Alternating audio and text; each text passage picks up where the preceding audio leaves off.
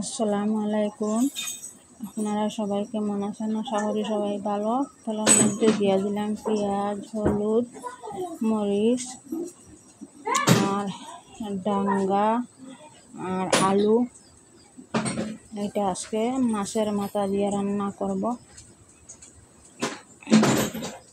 রান্নাটা কী হয়েছে একটু কমেন্টের মাধ্যমে বলে দিবেন। একটু সময় ডেকে রাখি দিব। ডেকে রাখার পরে সবজিটা সিদ্ধ হয়ে গেল, দিয়ে দিলাম জল।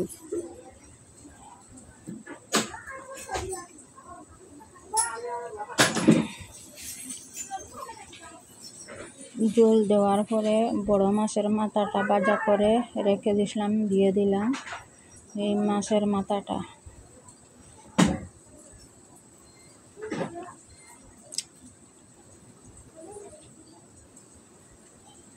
হয়ে গেল আমার সবজি।